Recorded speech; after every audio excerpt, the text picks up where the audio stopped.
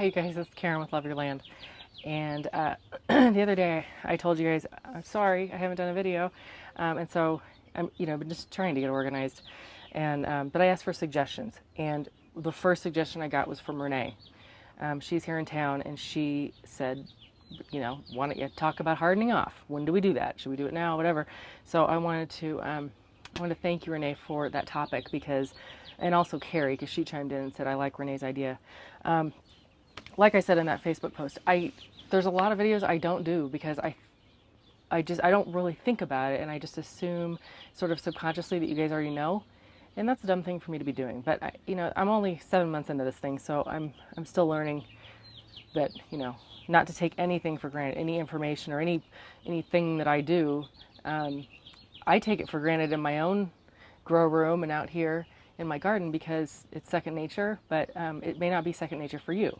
In fact, I know there's a lot of you out there who, even if you've been gardening for a while, this was your first year starting your tomatoes and peppers and whatever from seed. And if this is your first year growing from seed, this is probably your first year that you're going to have to deal with hardening off, right? Because if you just go buy your little, I don't want to call them cheater plants, but that's what people call them, at the nursery and go plop those in your garden, you're just going to go to Lowe's or whatever and buy them and put them in your garden. But if you've grown these from seed, this little plant, actually there's 3 in here, it's been inside its whole entire life. It hasn't had actual direct sunlight. It hasn't experienced wind.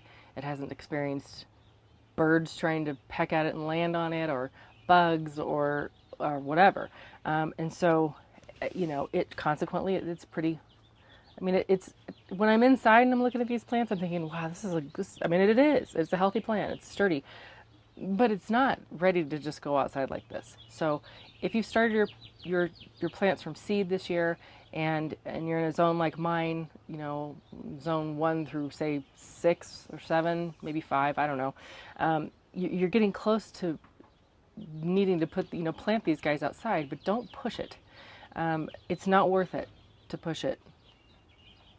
I just heard a big noise inside. I don't know what's happening. But anyway, what you're going to want to do is about 2 to 4 weeks before your last frost. For me, that's about now. It's April 30th. You're going to want to start hardening off your plants. And what does that mean? All it means is you're kind of toughening them up. So how do you toughen them up? Well, you expose them to elements that as soon as you plant them outside, they're going to be exposed to on a daily basis. But you have to sort of ease them into it. So what you want to do is on nice days, about, like I said, 2 to 4 weeks, even 2 weeks before your last frost, start taking your pots of your little seedlings outside and letting them have some outside time. So before you do this, hold on. First and foremost, do not put them in direct sunlight. Put them in the shade. You can see I'm in the shade here. There's some sun coming in here. I'm on my deck. I'm outside. I have a pergola above that has, the slats or whatever are 3 or 4 inches apart. There's this whole wall here of my house, and then it comes out this way. When I take my plants out for the first week, they go in this whole little alcove right here. So they have this little protection from wind. They're going to have that's south. This is south facing. So they're going to have this sun, but as you can see, I think, maybe not, but there's quite a bit of shade. It's filtered sunlight. So that's what they need. If you just like you or me, especially me, I'm quite white right now. If I just went and laid by the pool all day after being not exposed to sunlight or not exposed to sunlight, like I've just been in the closet. No, if I just went out and laid by the pool for, hours today, I would be fried by the end of the day. So even if I went out here in Colorado, it's like 10 minutes and you're sunburned. Same with your plants. So don't put them in direct sunlight. Do not expose them to direct wind for the first week or so. So I would say the first day or two, bring them outside as long as it's about 60, 65 or above, and nice. Bring them outside and let them hang out for about an hour. The next day or 2 days, 3 days later, let them hang out for maybe 3 to 4 hours. And then bring them back inside. And then after about a week, bump it up to maybe 6 to 8 hours a day. And you know, towards the end of that second week, maybe you're letting them stay out into the early evening before it gets dark, that kind of thing. You're getting the idea. What you ultimately want to get to is letting them be able to stay out overnight, and then, you know, maybe come back in the morning if they need to, but probably at that point they'll be able to just stay out completely. But nighttime temperatures can't be below about 50. That would be my rule of thumb. 55 is even better, but 50, they'll be okay. If you're going to get something like hail or cold rain or something like that, shield them, or skip it that day. You know, there's no you don't have to, if you have to skip a day for whatever reason, you're busy or your weather's crazy, then skip it, because it's you know how long I've been nursing these little guys along just to get them this big. I'd be really irritated if all my peppers and tomatoes died because I felt obligated to follow some rule that doesn't even exist. So if they seem stressed, you know, in the second week, for example, if you've moved them into direct sun and they seem stressed, move them into the shade. If it seems particularly windy that day, skip it. If it's been nice all day and you live where I live and all of a sudden you're like, uh-oh, here comes a hailstorm, and you know it, you can feel it in your bones, grab a tarp or something. I've done it. I'll see if I can find a picture. If so, I'll include it right here.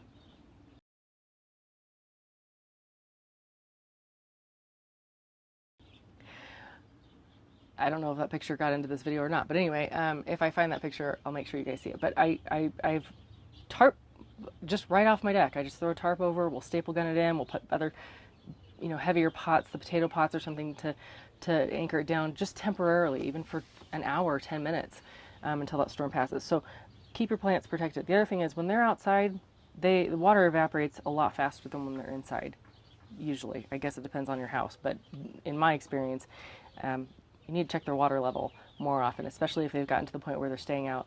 They're kind of like, they're out now. So check their water level. That's pretty much it. You know, there is science behind it, but it doesn't have to be an exact science. It doesn't have to be perfect. Just do it, okay, before you plant your plants outside, or they're going to be really sad. So the other part of this video is pruning my peppers. I don't know if I included this in the description or the body of the YouTube thing. I don't know because I haven't done it yet. But I already pruned some of these. I wanted to show you. Let me find a good example. Okay, this is a great example.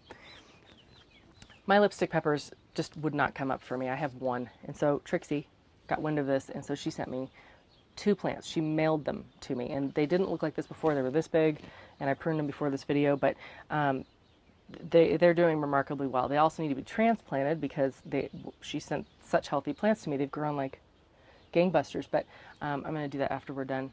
But I went ahead and cut this one. It was about up to here, and I cut it right here. Okay, it looks drastic, but trust me. Actually, don't trust me. There's like about 9 million videos on YouTube on people pruning their peppers, and we all do the same thing.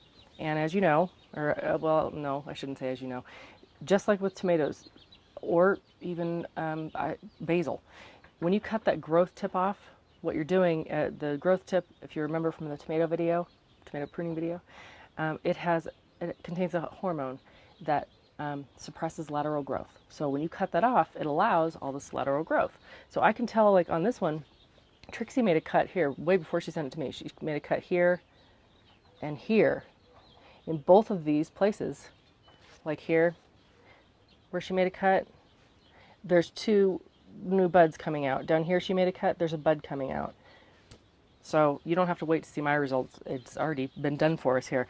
And so I cut these, like I said, I cut these down pretty low from what they were, but it's good for the plant. This plant, now you can see it, I didn't cut these peppers down as low because, I don't know why, but some of these lower leaves are kind of yellowish. This isn't the greenest plant I own. I don't know why. It's been fed. I think because it was about this tall and it had never been pruned before. That's what I'm thinking. I've taken this plant and dumped it over and looked at the roots. It's not root bound. I don't know. It's just the growing pains of being inside and not ever, you know, really getting a chance to be its true self. But I did save some others that I haven't pruned yet for those of you who wanted me to do a pruning video on peppers. So I have 3 little plants in here. This is an early jalapeno. And what we have, let me try and separate these a little. On this one is there's 1, 2, 3, 4, 5, 6 lateral stems and then a growth tip. I'm going to go 4. Okay, so I'm going to cut above. Oh, Trixie's favorite birds just landed. Go get your buddy. There you go. I'm going to cut right above. I'm going to cut the growth tip off. Okay. Oopsie. So I just cut the growth tip off. These have never been pruned before, by the way. That's gone. So now it looks like this. Okay, I could probably cut even lower, but I'm not going to. Same with this guy. I'm going to cut right above, actually a little bit lower. And last but not least, this one, right about there. Okay, so I cut about that much off. I cut a little flower off, which is good. I don't want it to be flowering yet. And that's it. Okay, these are going to be fine. They're going to be great. They're going to be not only not worse for the wear, they're going to be better because I did this. I'm actually going to cut this one a little bit lower. There you go. So, like I said, this is the early jalapeno. We'll keep an eye on it so you can see how it does too. Again, don't take my word for it. There's so many people out there that have done this before me, and they show their results too, and it's remarkable. So this is the Anaheim pepper. I have to do this one, so I might as well just do it now. 2 small leaves at the bottom. Then these, there's 2 like this, a little bigger. I'm just going to cut the center growth tip off on this. Okay, that's all I cut off was that little teensy thing. Just because they're small, they're little, and they're very, the stems are very thin and whatnot. If I feel like I need to prune them again, I will. But for now, I'm just doing that. I'm doing the same thing on all of them, except this one I'm going to cut 1 lower. So I'm actually taking off 2 of these larger leaves, but that's okay. It's got 4 stems. This one has 5, this one has 4, this one has 4. So that's it. That's how you prune tomatoes. It's totally easy. That's it. I think you know what I'm about to say. If you have any questions, post a comment below or go over to Facebook. Join us on Facebook. We're having a blast over there. And that's it. I was going to say it again. I was just going to say again if you have any questions. Anyway, I'll talk to you guys later. Bye.